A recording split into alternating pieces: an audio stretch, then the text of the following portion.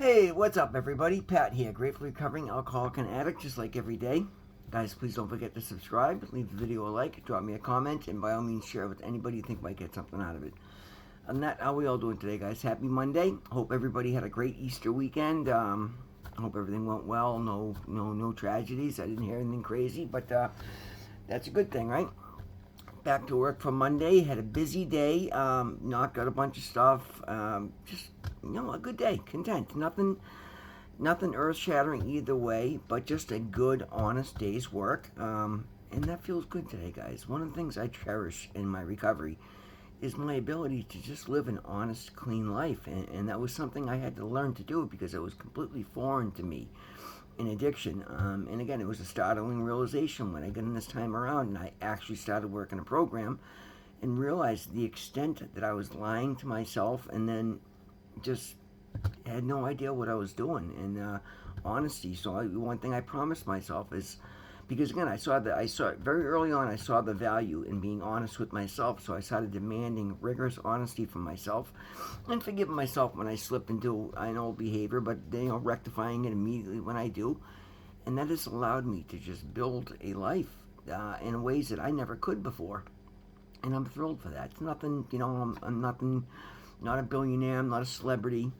But I have self-respect and I have opportunities, and I get to show up for people in my life today, and that means the world to me. And I couldn't do it if I wasn't being honest first and foremost with myself, and then everything else in my life to boot. And it gets easier as we go, and that's what we're going to talk about today, guys. Is growing honestly is the title for the Just for Today NA meditation. So, growing honestly on a practical level. Changes occur because what's appropriate to one phase of recovery may not be for another. When we first came to recovery, many of us had no legitimate occupation. Not all of us suddenly decide we're going to be honest and productive model citizens the moment we arrive. But we soon find in recovery that we are not so comfortable doing many of the things that we once did without a second thought while we were using. As we grow in our recovery, we begin to be honest in matters that probably hadn't bothered us when we used. We start returning extra change to a cashier may have given us by mistake, or admitting when we scratch a parked car.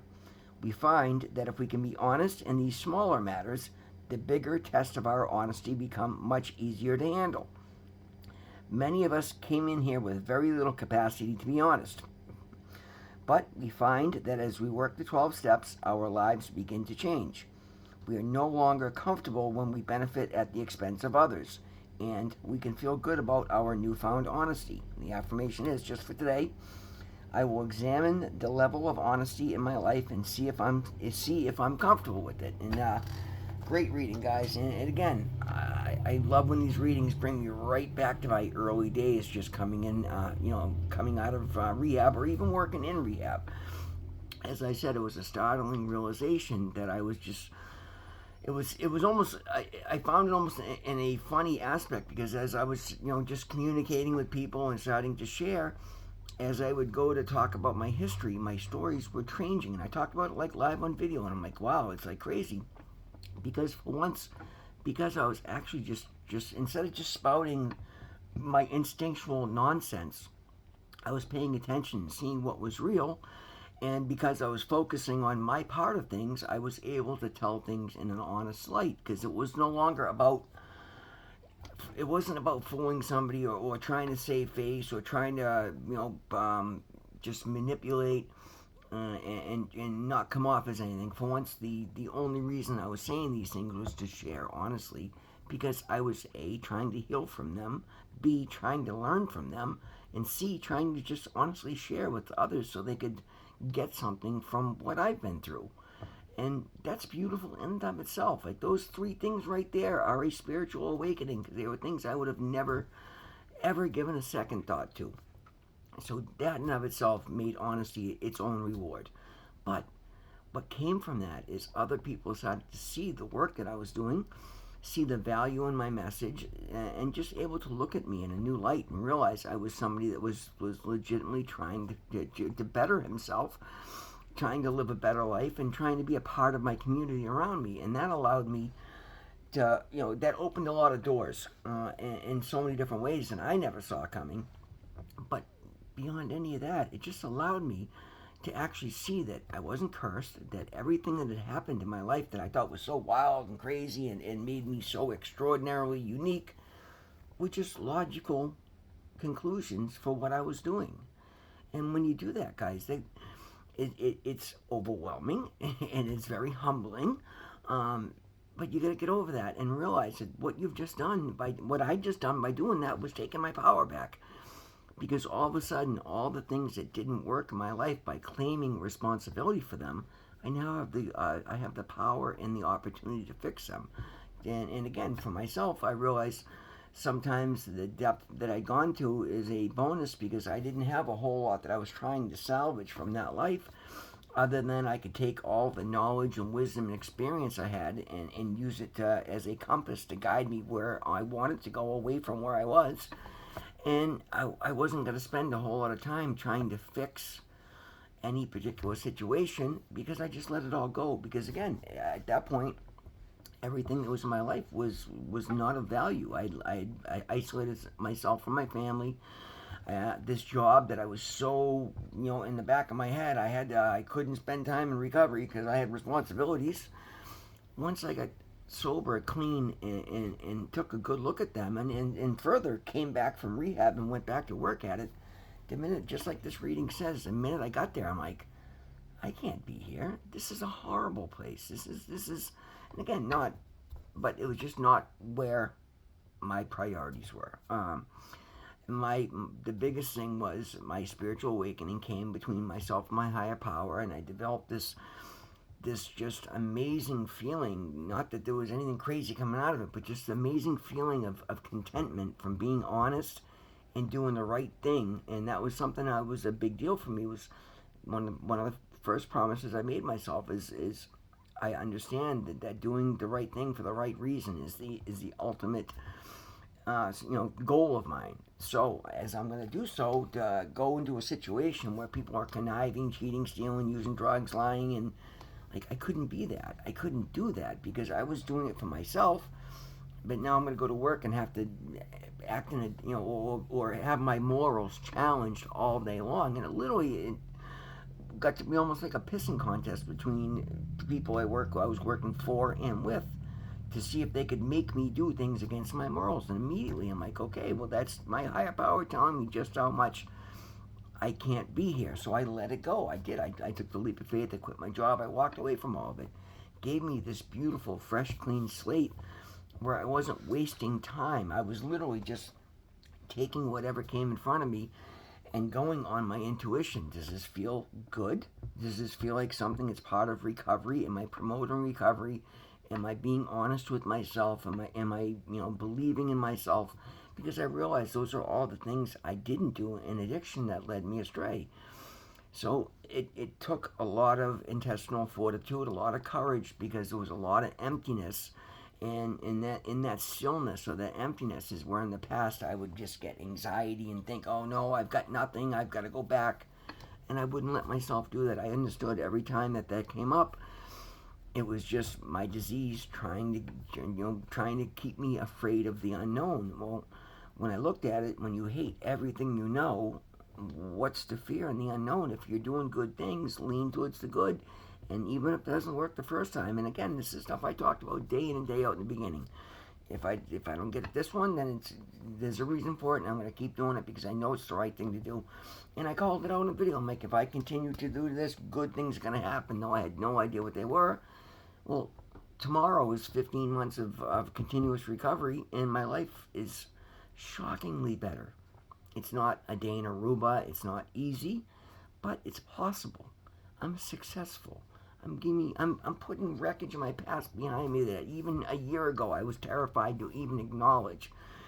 Because, again, selling myself short, well, not even selling myself, I just was focused on what I needed to, knowing that my higher power would bring it to bear when the time was right. And boom, now the time's right because I'm walking right through it and ticking the boxes and putting it behind me. And every time I do, there's just one more level and layer of honesty in my life that I get to just be proud of. And that's what I go for today, guys.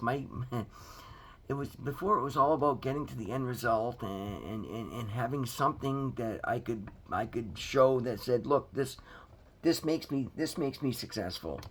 And what I wasn't looking at was everything else around that I was doing that showed that I was anything but successful. Today I just do the right thing because it's the right thing to do. I promote recovery. I do things that make me proud of who I am, regardless of what comes of it.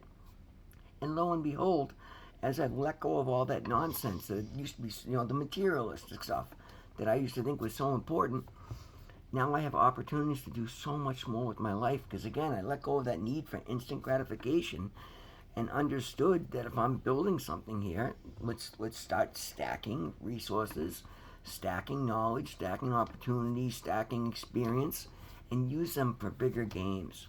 Have the courage to go for the goals that were in my heart that I was afraid to speak on, which again for me is being a property owner here in Boston. That's a huge deal.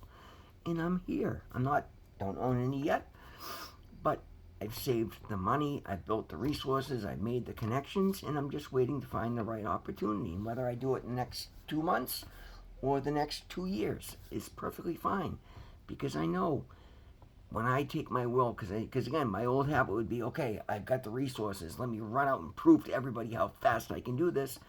And just like that first property I looked at 2 months ago, had I jumped in too fast and found out that the third floor or the third apartment was illegal, I would have mortgaged $1 million to find out that 30% of my property value is non-existent, and I would have put everything I had into this thing for probably 2 years just to hopefully maybe break even. And like, what's the point of that? It's not gonna propel me where I need to be. But again, the new me didn't get excited about it.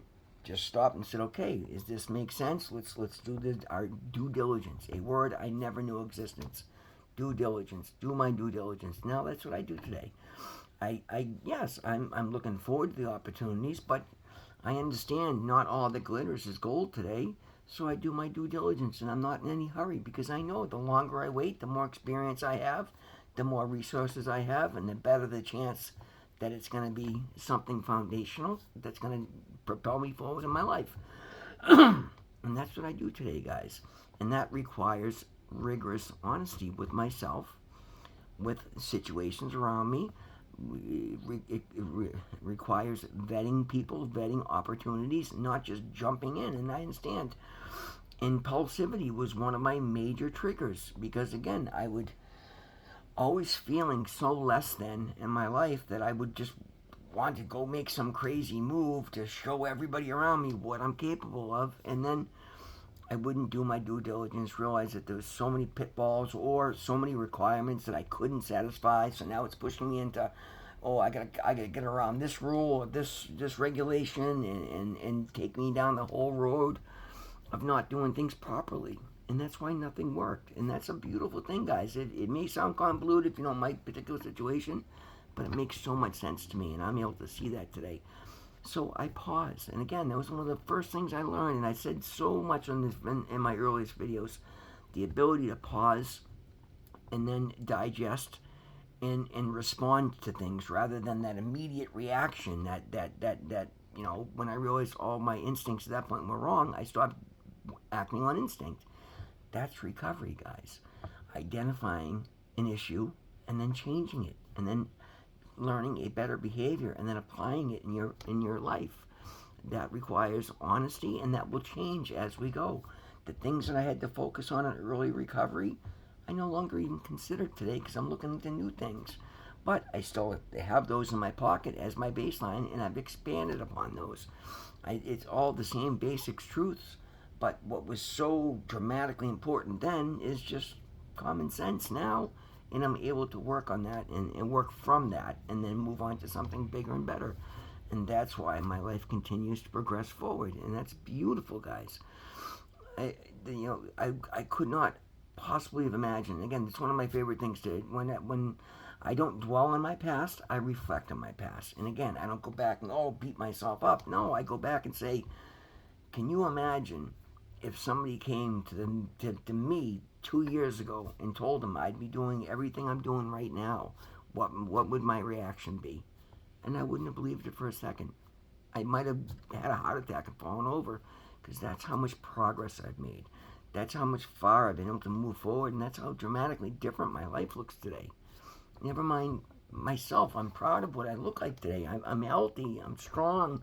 I'm capable. I'm kind. I'm compassionate. I'm able to engage with just about anybody and just share openly, honestly. I don't hide from anything. I don't hide from anybody. I don't duck phone calls. I don't duck conversations. I don't go backwards and go hang out in places I got no business being.